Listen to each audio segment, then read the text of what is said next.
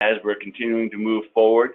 The good news is it doesn't seem like we have much, if any, community spread from the outbreak we had here in Oneonta, so that's a good thing. You're starting to see things open back up. And the announcement the other day that the Oneonta School District is going to be going back to school, hopefully on the 13th, I think is another good sign for us as we continue to move forward. So, yeah. So why don't we go right into any comments, any changes, corrections, or anything with the minutes from August 27th? The only thing I would note was I may have misspoke, or but on the property that was being acquired by that group out of Long Island, instead of 70 acres, it should have been 170 acres. Right. That was on the project's minutes, but I will correct that. Okay, thank you. Any other corrections or changes to the minutes? Can I get a motion to approve? I'll make the motion. Move. Second. Thank you. Thank you. All in favor? Just wave. All right. All right, let's go right into the report of the Audit and Finance Committee. Jeff, morning. Yeah, in lieu of any other specific direct comments, I'll let the minutes serve as a report for the Audit and Finance Committee.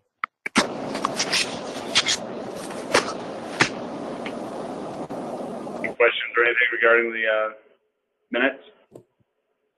All right. Looking to approve and accept that report.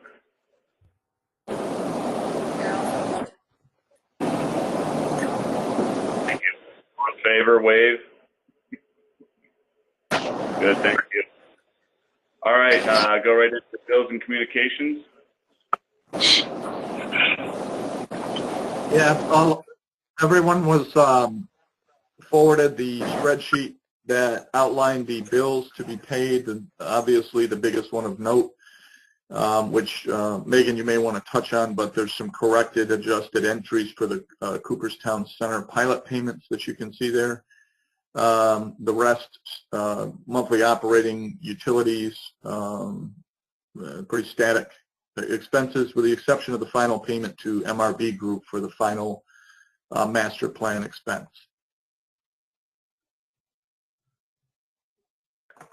Any other questions, comments, concerns with any of the paying of the bills? Can I get a motion to approve to pay the bills? I'll make the motion, Dave. Thank you, Dave. Second? Cheryl, second. Bill, thank you. All in favor, please wave. Thank you. All right, go right into the report of the Projects Committee. Cheryl? Again, I'll let the meeting minutes stand as a report. I just do want to note that we had, again, a discussion regarding staffing and putting a plan together for next year as it relates to that. Thank you very much. Any questions, comments, concerns? All right. Can we get a motion to approve the, accept the minutes from the Projects Committee? I'd make that motion. Thank you, Jeff. Can I get a second? Tom. Thank you, Tom. All in favor? Aye. Thank you. I think we need to move to a consent agenda going forward. We can talk about that in our governance committee. Maybe make things a lot easier. So, all right, let's get right into the meat of the meeting. Let's do a new and unfinished business, please. Jody? You're on mute. Really briefly, I want to talk about 139 Commerce Road, which is the former Hale Bus Garage building. We have two potential people that are interested in that. One is Tassi Karabinas from Oneonta, who's looking at the possibility of purchasing the building. He has one company that's potentially interested in his existing building, but in order to do renovations to it, he would have to move that company to this building. As of a couple of days ago, the company hasn't been able to meet with him because of COVID-19, but he's hoping to continue those discussions in the near future. The other person who Megan and I toured with, well, actually Megan toured with, is Michael Antares. As I indicated, he's got a company from New Jersey that he's working with on those flexible display units, as well as a company that he's purchasing from Connecticut. And he's looking at moving those two companies into a new building. And he toured it, likes the building. He's not sure right now whether he's in a position to buy it or whether he would like to lease it. Right now, update on those two. We do have interest on 2 different people for that building. The next one is synthetic power manufacturing. And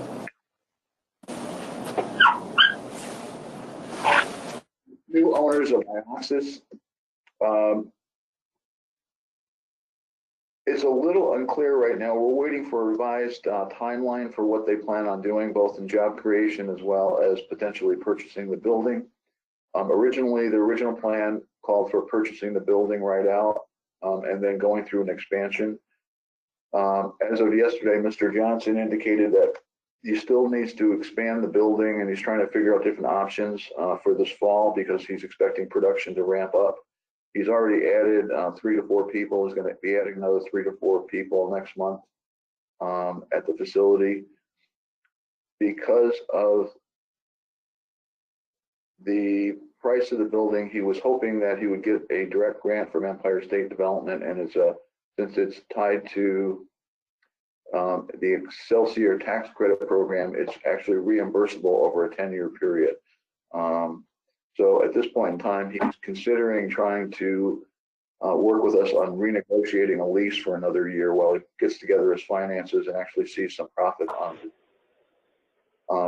And I'll let Joe speak because I've had a number of discussions with Joe about this because we were moving ahead with the pilot agreements, sales tax exemptions, and this kind of throws a monkey wrench into it if he doesn't go ahead and purchase the building. So, Joe, do you have anything to add?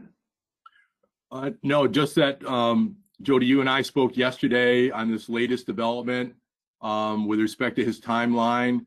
To be honest, there hasn't been a lot of contact between me and his counsel. I did get a very positive email from his counsel, I want to say about a week ago, maybe 5 days ago, indicating that they had received some of my preliminary documents on the straight lease transaction. He was reviewing them. He had some very positive comments about looking forward to working with us and putting this project to bed and discussing timeline with me. I've been working on getting the balance of the documents out to him. I got a couple of additional documents out yesterday, and that's when Jody called me and said, you know, he'd had a direct contact with Mr. Johnson, indicating that maybe the timeline has changed. So what I had suggested to Jody last night as we went through this in some detail was that I would spend some time today and tomorrow reaching out to his counsel to try to get the professional's view on what the timetable is rather than the entrepreneur, CEO, if you will. And so that's what I'll do. I'll report back to Jody with respect to trying to get, like I said, some definitive timelines as to what's going on and what they want to do. Because as Jody's indicated, you know, we had planned on a straight lease deal, which included, you know, sales tax, mortgage recording tax, a pilot agreement, and that's frankly been my direction with respect to the documents.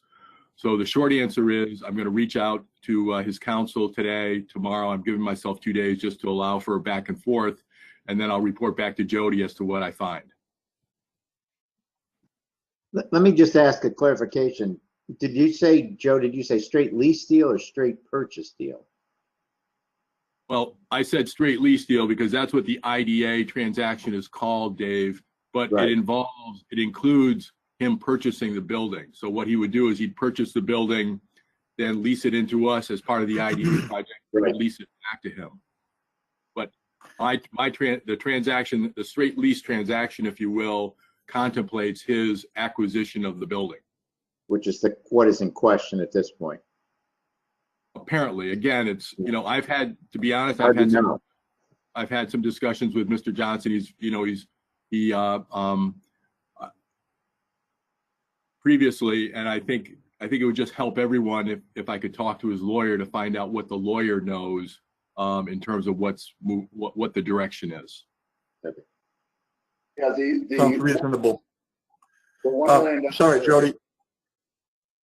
I'm sorry. Yeah, I just want to throw I'm going to throw a suggestion out to you, because you also indicated that as part of this, and I realize that after Joe has his discussion, we may find out more directionally where we're headed, but as part of this, they've asked you, at least floated the idea of an extension or renegotiation of the existing lease.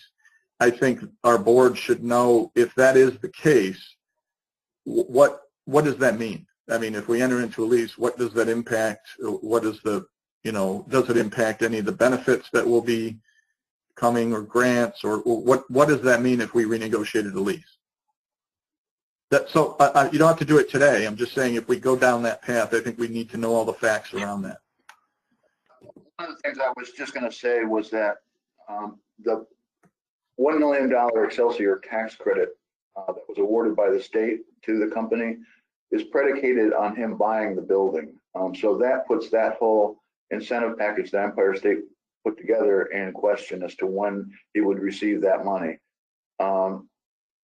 Now, I'm not sure that Mr. Johnson really understands that at this point in time, because he was talking about, well, as he gets the tax credit reimbursements from Empire State Development, he was going to pool that so that he could purchase our building, perhaps. That won't happen unless he purchases our building to begin with. That's item number one. Item number two is that right now,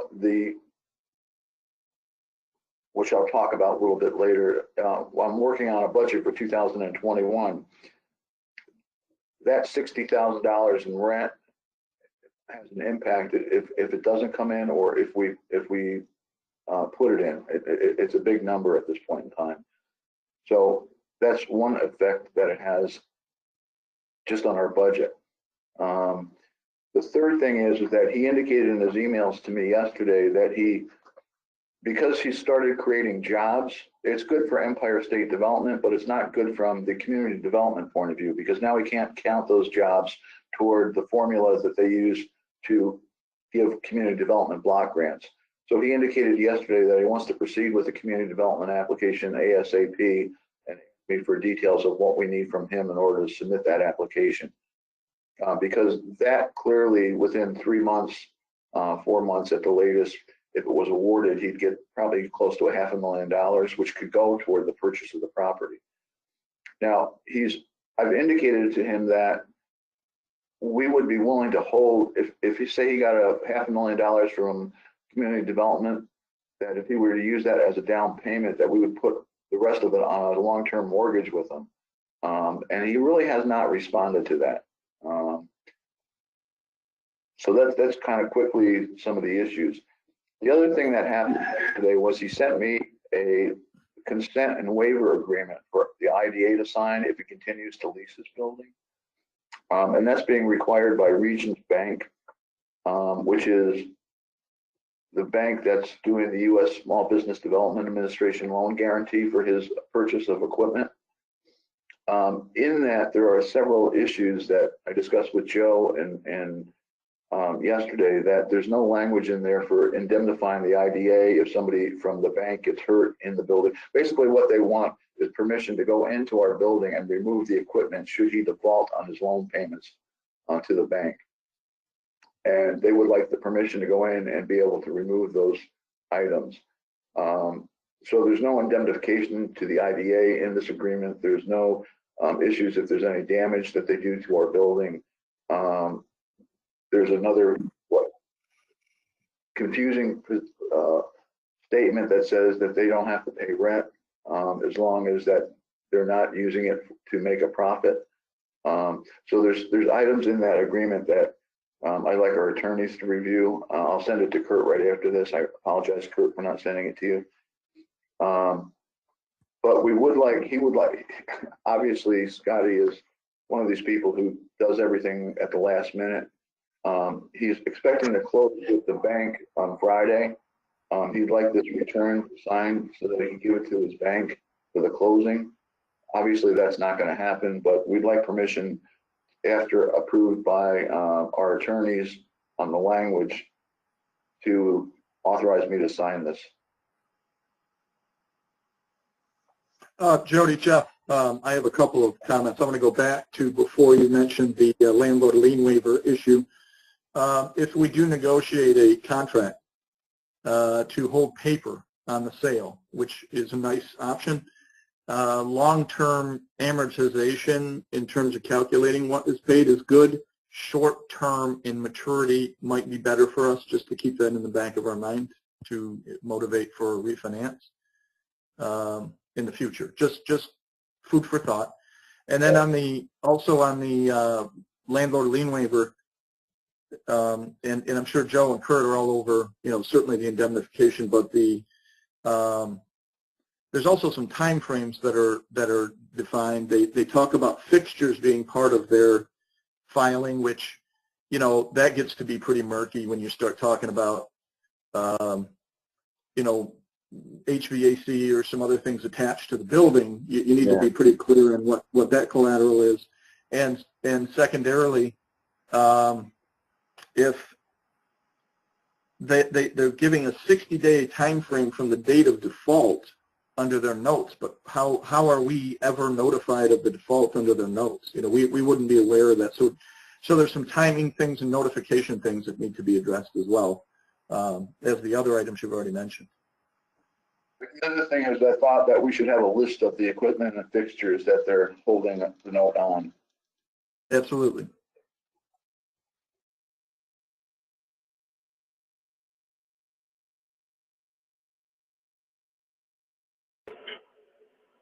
I'll make a motion to for Jody to sign that contract after it's the attorney sign off.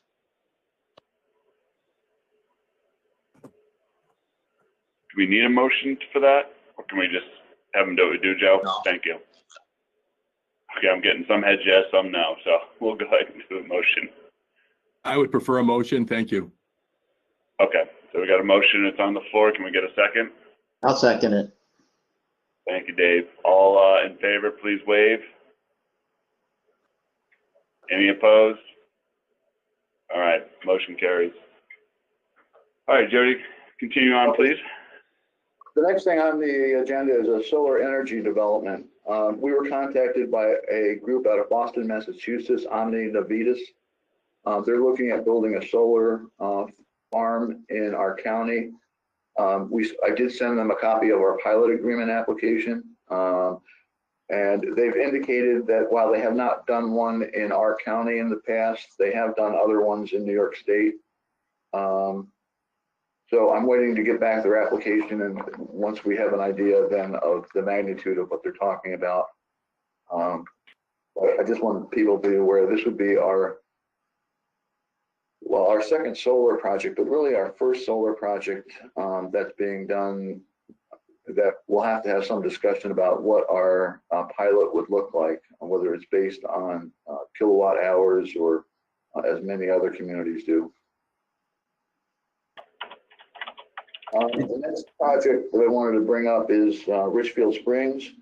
We have scheduled a meeting up in Richfield Springs in a couple of weeks to meet with Keystone Associates and the town and village representatives on water and sewer extensions, as well as the agreements between the town and the village on extending those lines. So that project actually is moving ahead fairly nicely. Jody, can I go back to the solar project for a second? Yeah. My understanding is, and maybe Joe or Kurt know more about this, that there was in the budget document, there was a change in the regulatory powers. I think it originally was Article 10, and basically what it appears to me is it takes away a lot of any kind of local control over siting and things along those lines. And it has the potential to be incredibly controversial, I think. And it's run into, and obviously we've got two projects around this. One is, there are two utility scale wind projects. One is down in Sanford, I think that's in the deposit area. The other one is in Guilford. So, you know, if somebody comes in here and is looking to do a 100-acre, or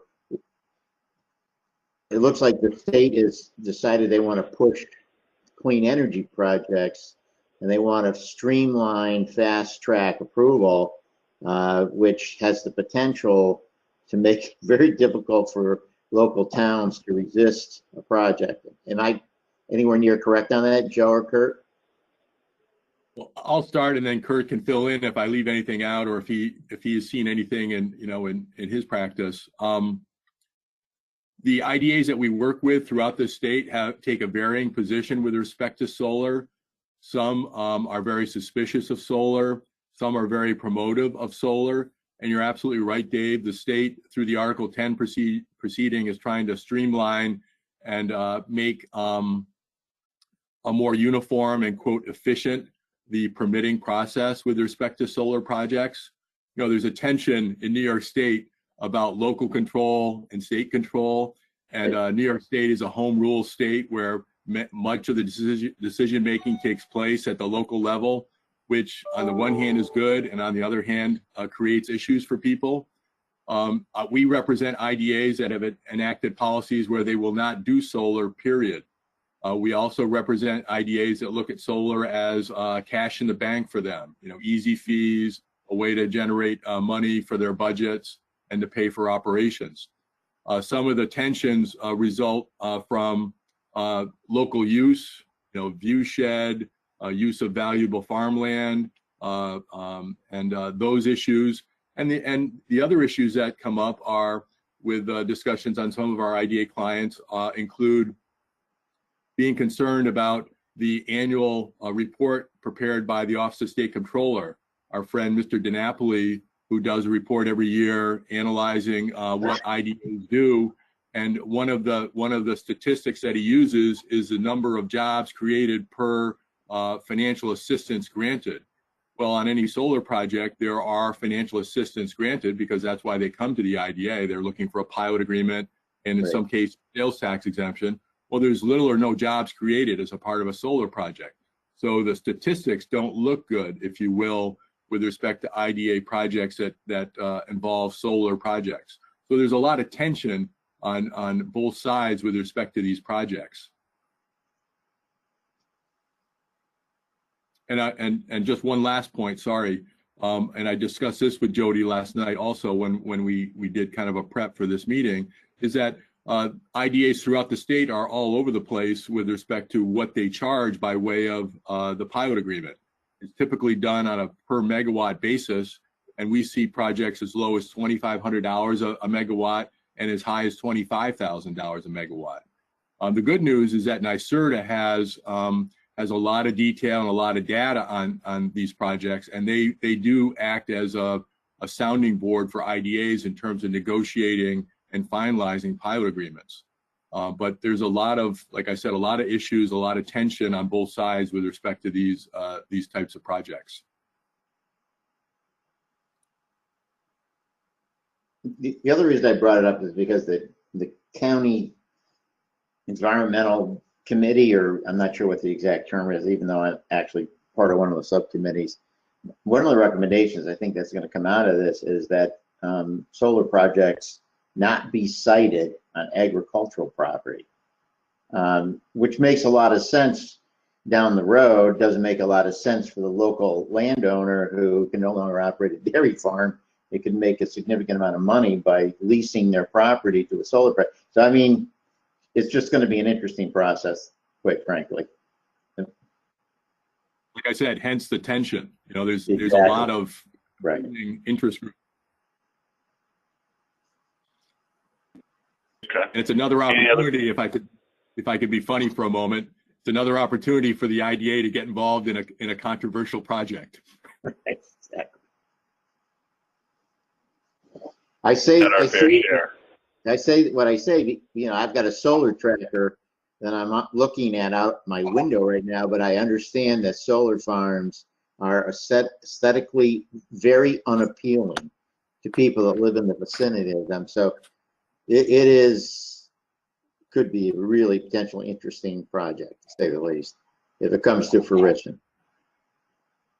One of the things I did know, and that's why I'll be anxious to see their application, is that this company has a reputation for building solar fields on top of parking structures. So basically, it's like a covered parking lot. No, okay. And I'd say 70% of their projects have been associated with parking lot coverage. So we'll see what they come back to us with. I got a huge parking lot down at Fox Care Center. We could put one. That's, they work. All right. Want to go into Richfield Springs Business Park? Well, with Richfield, I just wanted to point out that we are moving ahead with that. We do have discussions scheduled now with the town and the village on coming up with a memorandum of understanding to extend water and sewer to the project. So that's moving ahead. The next one is we have received a request from an individual to build a new meat processing facility in the county. They were referred to as the Center for Agriculture Development and Entrepreneurialism. We had our first discussion with them 2 days ago. We're waiting to get a draft of their business plan and pro forma. This would be the third one that we've worked on. Hopefully 3 is a charm and this one will actually materialize. But that'll be another project that we're looking at financially assisting with.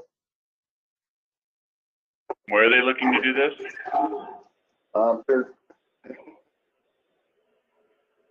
They're looking to do it in the northern end of the county.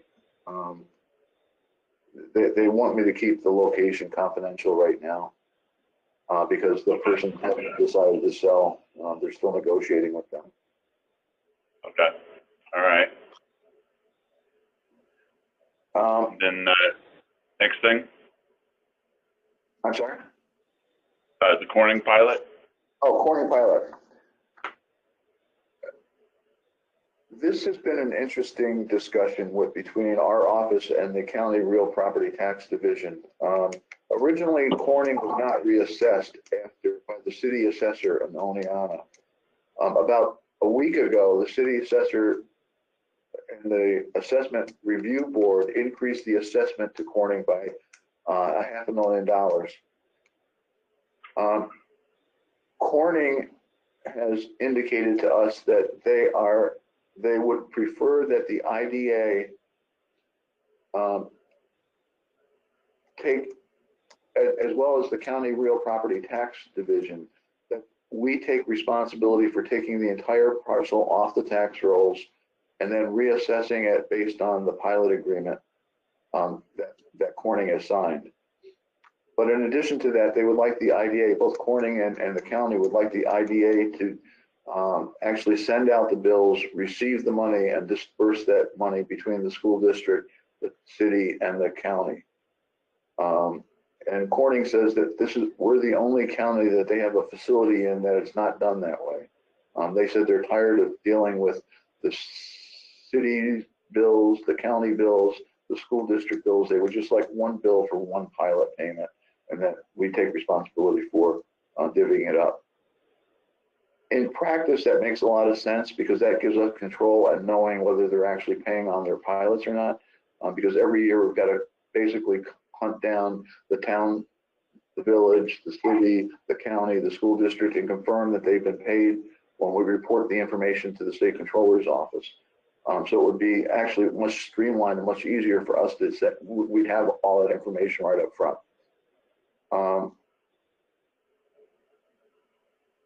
So Joe, I discussed it again yesterday with Joe, and I want to reach out to the school district today to see if they've actually sent a bill based on the new assessment, and whether we can formalize this in the next couple of weeks. So that's kind of the update on Corning. They were reassessed, and it's going to affect their taxes in the future. And I guess the county now is accepting and filing the payment in lieu of tax agreement that was signed. Okay. Jody, Thank you. Sorry. Jody, this is Jeff. Just a quick question, and then maybe this is of Joe Scott as well, or others, but if we're asked to take that step forward to be the administrator of the taxes, because it's something that we haven't really done in our past, does it open the door for any opportunity for additional administrative fees?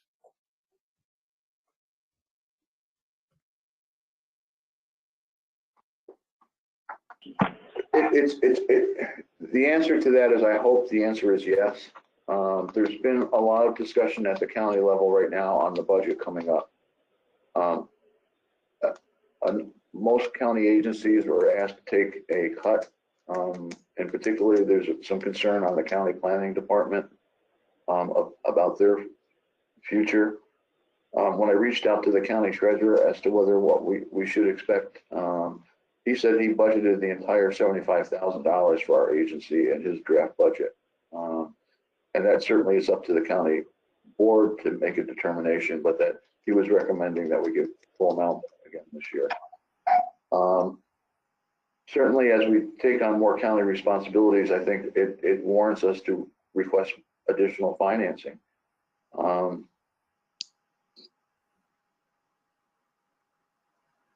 So I think the answer is yes. I think the county in general is seeing us more as a county player. That we're administering more things for them. We're administering their micro enterprise grant program, which we'll receive some financial reimbursement for. But I think in the future that we can do a lot more things than the treasurer hiring 2 more people back. Yeah, and my commentary was not only, I mean, we just need to, if the door is open, we need to look downstream and upstream, for opportunity for generation of fees. I agree. The next thing on the agenda is the marketing campaign. Megan, myself, and Chris had a video, I don't even know what kind of video conference anymore. It wasn't a Zoom conference, but a video conference with Paper Kite yesterday.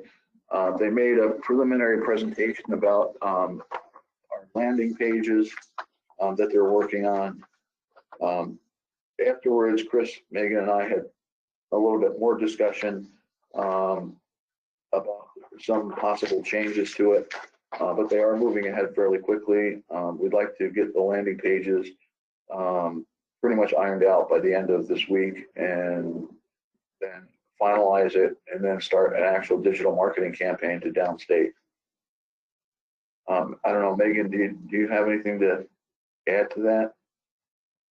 They also showed us Facebook ads, mock-up Facebook ads, and it's basically 2 campaigns. It's one is a lifestyle, which is more geared towards people moving here or people working from home, and then there was another campaign that is geared more towards businesses and trying to move businesses here. So they're both very similar in look, but just a little different.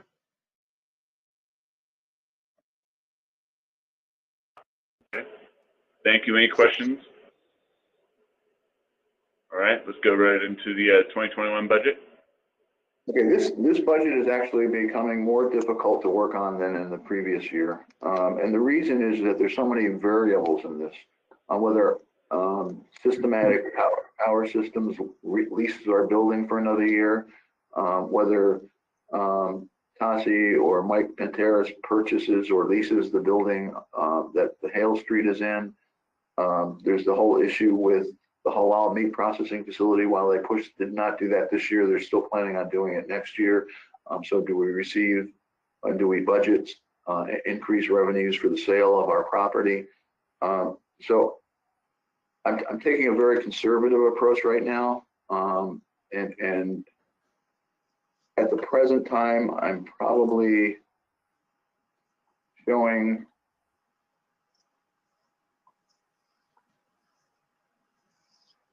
amazingly a surplus of about $34,000. I'll be getting this out to the finance committee early next week for them to take a look at. And then once they give their blessings, we'll go through the whole board. but it is painstaking because it's got a lot of assumptions. I'm assuming, for example, that there will not be a New York State ESD conference again next year. I'm just not sure that that we should be budgeting $5,000 for their reception again. But Jody, one quick question that I just want to raise, and it probably would be good for you to attend the IGA committee meeting this month. The planning department, I'm not sure if Eric had been in touch with you, but was an initial discussion again, just like last year, of zeroing out Southern Tier 8 and MVEDD for the 5,000 contributions, 10,000 total from the county. And I think, you know, it's the same conversation like in the past. So there's a recognition that the county couldn't expect IDA to pick up those cuts, but you know, I mean, it's on the table, if you know what I mean. yeah, Eric was in contact with me about reaching out to Mohawk Valley Economic Development District and seeing what the impact would be. So I raised several questions with them about what the impact would be, and I got an amazing response back. Was that, well, one of my questions was, if the county does not contribute to Mohawk Valley Economic Development District, does that mean we get dropped from that organization? And the answer was no. The answer is they'll still do projects in our county. They still, and I'm like, well, that's great. not a good, Yeah. That was one of our questions at in the committee. Yeah, and not that hopefully this isn't the way it goes, but that's great. And then did you know about Southern Tier 8, because the county does have a representative on that board? I assume that's not the same scenario if you're not a contributing member. That I did not. I assume that Eric reached out to Jen at Southern Tier 8 about that because he didn't ask me to follow up with them. But I do know that it's unfortunate, but when the pandemic first started back in April, I got on the phone both with Southern Tier 8 and Mohawk Valley and indicated that it could be a tough year for us to continue to contribute to this to your organizations, and particularly the county, because the county could be facing anywhere between a $12 to $15 million deficit for next year, for this year, and they basically have used their fund balance pretty much up. And are actually now looking at, or I guess, borrowing money. So we tried to let them know early on that there was going to be an issue. I was hoping that both Southern Tier 8 and Mohawk Valley would make some type of a presentation to the county about why their services are needed. And unfortunately, I don't think anybody really has reached out. So I am aware of that. I don't know, is the IGA holding meetings publicly now? Or is it still being done? It's still by Zoom, but I'll make sure that when the date gets scheduled, I'll get it to you. I would like to, just so I could update them more in a visual point of view as to what we're working on. I did send out to, as I sent to this board, I sent out, Dave Bliss asked me to do a presentation at one of the regional organizations, and so we did send that digitally to the oversight committee. But I would like to explain the projects as maybe a little bit more detail as to what's going on. All right, any other questions regarding the budget? A quick question. What you're saying is that you're showing a surplus of 34 and a semi worst case conservative. In other words, you're not assuming revenue that isn't definitive. Is that what you're saying?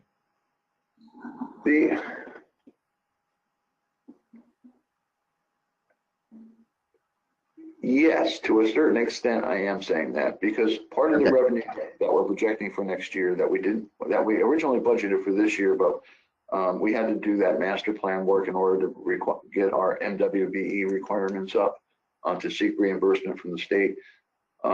is both the grant for the railroad environmental review as well as the 205 routes corridor study. I'm assuming that we're going to get that money back because the state has indicated that they're honoring all contracts that have been previously signed.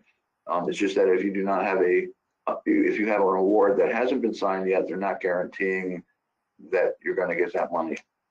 So these are pretty much guaranteed. However, what I did do was I dropped the amount as opposed to budgeting $150,000 reimbursement for the railroad. I'm not guaranteeing that the state is going to honor its commitments in environment totally. So I dropped that revenue down to 100,000 as opposed to 150,000. Great. That answers my question. Thanks. Okay. Any other questions regarding the budget? All right. Go right into public comment period. Actually, You Jeff, want to say something, Megan?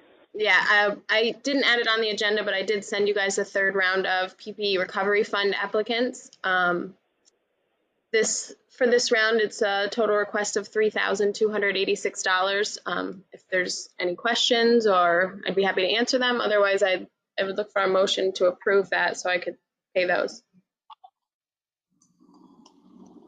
Any concerns? Anyone? Just Megan, what's the update on in terms of what we funded and what remains to be funded? Yeah, so between the 3 rounds that have been approved, we funded about $14,600. So that leaves a little over $35,000 still remaining. So we originally had said that we would extend this through September 30th. And obviously, I don't think we're going to spend $35,000 in the next week. So I don't know if there are other ideas for the funds, or if maybe you want to let people, if they have more PPE, maybe they could do another round of applications.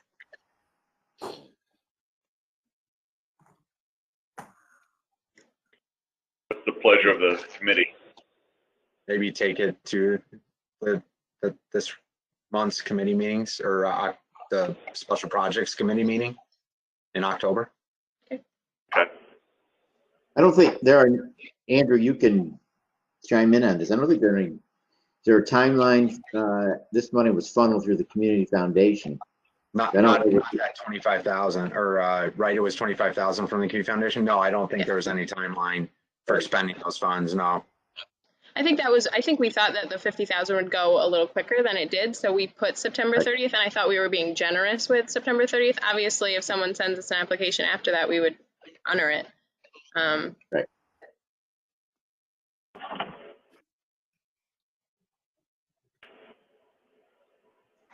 Okay. Do that then. All right. Anything else, Megan, before we move into the public comment period? I just need that to be approved, our motion. I'll make a motion Thank you. to approve that round. Second. Thank you. Thank you. All in favor? Aye. Wave. All right. Thank you. All right, let's go right into the public comment period. Does anyone from the public like to make a comment? I don't think we have anybody on, so we'll continue. Is there any need for executive session? If not, can I just get a motion to adjourn? I'll make that motion. Dave. All right, and you only need to have a motion. All in favor of adjournment? Aye. All right, move right into the next. Let me just get the agenda.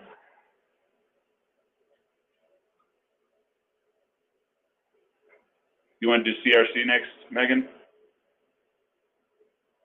Yes. All right. We will forego the roll call since you can see everybody who's on, Megan, and we'll also forego the chairman's remarks. We just need to have a motion to approve the August 27th OCCRC board meeting minutes. Can I get a motion to approve? So moved. Thank you, Dave. Can I get a second? Second, Cheryl. Thank you, Cheryl. All in favor, please wave or say aye. Aye. Thank you all. Any new or unfinished business? Not All right. this, no. If not, can we get a motion to adjourn? So moved. Thank you, Dave. Second. Meeting is adjourned. All right. That's it for today? That's it. All right, excellent. Well, thank you all very much for all your continued efforts. Have a great day. Thanks. Bye. Thank you. Bye. Bye-bye. Aye.